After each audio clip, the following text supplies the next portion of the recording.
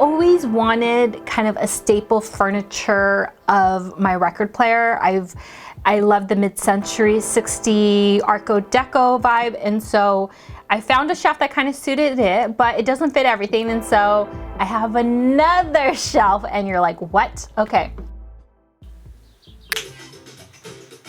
Oh, if only it was that easy. I added a new shelf into my record room.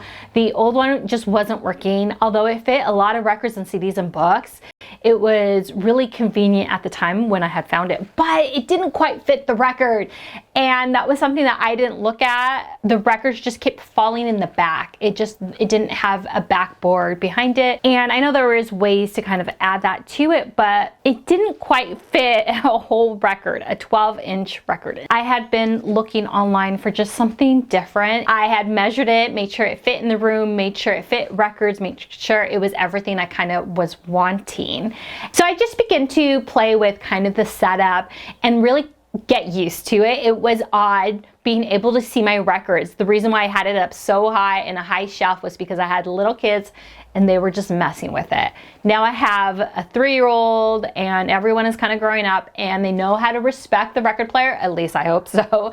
And so I was able to purchase a setup where I can look at my records.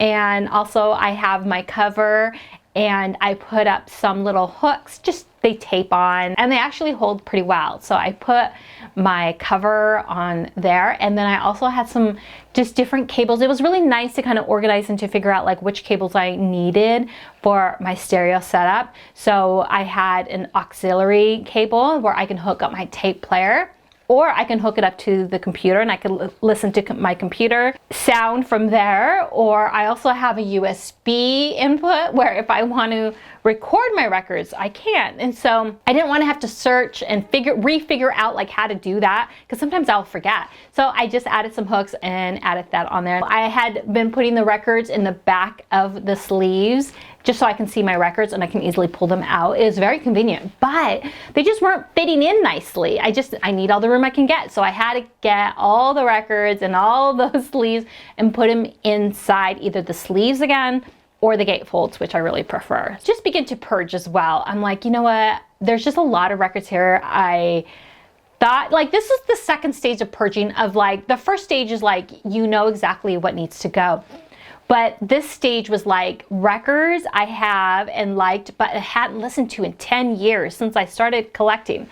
And I began to ponder, I'm like, I really want to keep on adding records to my collection. And so I really need to get rid of the records I'm just not listening to. But there was just a lot of Christmas albums I had gotten over the years at the Goodwill. I don't need that many Christmas albums, so I listed some of those. There were some that Ed sent me, and there were some I really loved, and then there were some that I just hadn't listened to, and so I started to listen to them. And I think the more country ones, like Cosby, Still and Nash, that album, I don't know, I like more of the rock stuff. So I listed that, and those ones sell really quickly. And so thank you, Ed, for sending those. And a long time ago, he gave me permission. He said, if you don't like them, feel free to list them, give them away, or sell them. And so if anyone gives me gifts, I do ask them, and I do make sure like, hey, I did like a few of these you sent, but there's some of them I didn't like. Are you okay with selling, or do you want them back? So that's something that I always just make sure that they're cool with. So I'm really kind of graduating as a collector. I'm kind of coming up. I am the person that I look in the dollar bins, and I need to be able to inspect things a little bit better and not just take it. Because if I'm listening to it, or if I get over it and I want to sell it, I got to be able to resell it. And that's kind of the way I'm thinking, is if I'm buying a record, I want to one day be able to resell it, whether I'm over it or I just want to add new records and maybe I didn't quite love this one like I loved the other one from the same group. And so I'm kind of buying with that in mind, of like just buying a good quality, the best quality I can buy. And last, for the grand finale, it is a new cabinet for CDs and also for my video equipment. I have a lot of lighting. I have a lot of different cameras just over the years I've collected, and so I'll be able to put that away, and I'm excited to just add that to the music room. The whole point of me really getting into records in the beginning was discovery. I wanted to discover artists and stories and history. I really enjoyed the hands-on experience, the physical media. But when it comes to my records, when it comes to keeping something and making it a part of my life, I want a story, I want history.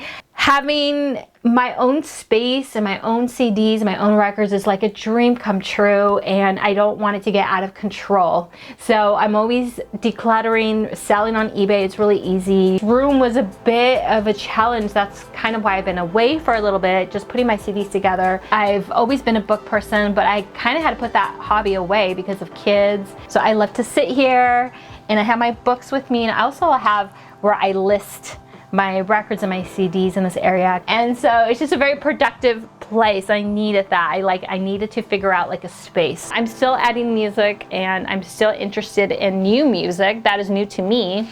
And so saying goodbye to older stuff is okay. I'll see you guys in the next episode. Thank you guys so much for watching.